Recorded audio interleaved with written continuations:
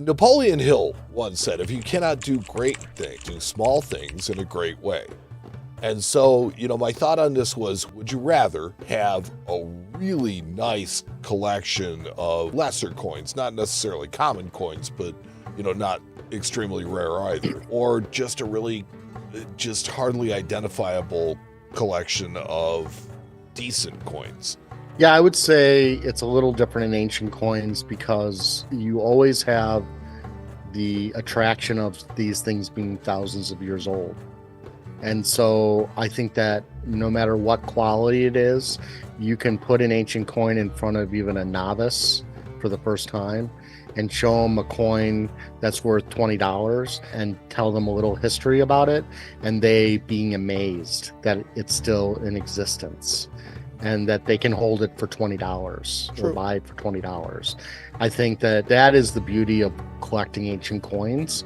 I think when you're talking about building a collection that you someday can sell and hopefully either make money or at least get your money back, I think you're going to be better served buying the highest quality that you can get, because then you have a better chance of getting your money out or making money. Nobody can speculate and know whether you're going to make money or not. No. But in the end, numismatics is a study of coins. And so a lot of the ancient guys, we like looking at all ancient coins at all values, because it's a $10 coin can be just as interesting. You can learn something about the dye production or the history or whatever, even with the cheapest possible coin. And with ancient coins, there's always going to be somebody there to buy it, collect it, cherish it, and learn something from it. And so there's plenty of people who listen to this show and who have been collecting ancients for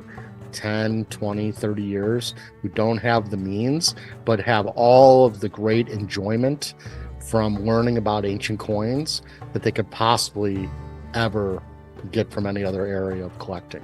Yeah. It's like, since I started working in the shop, I've really stopped collecting U.S. coins, and it's because, what I can afford can't compare with some of the stuff that I deal with every day. But it's like I can live vicariously through what we have in the shop.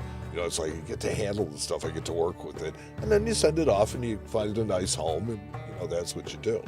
So yeah, I mean, it's for me, it's people always ask me, what do I collect? And I always say, well, what I sell is what I collect. And so my job is collecting. And we've mentioned this time and time again on the show, that being a dealer, we're just like collectors. We're the same. The difference is we don't keep them. Right. And we have learned to get good enough at this business to be able to buy at wholesale levels and make a market for something at the retail level. Sure. So, and be able to support our habit, essentially. I was talking to a client today, and I said, one of the best ways that I know of being a great dealer is not selling a coin once, but twice, and sometimes three times.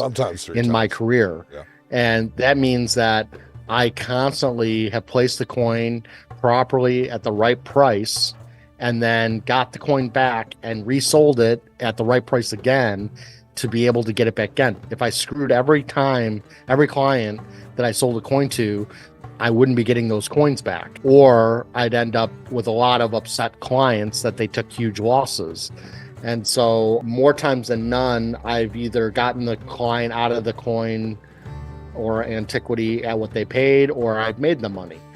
And so that's all I can ever hope to do. The more I sell, the more I get to collect, because the more things I get to see, and the more I get to learn, and so on and so on and so on.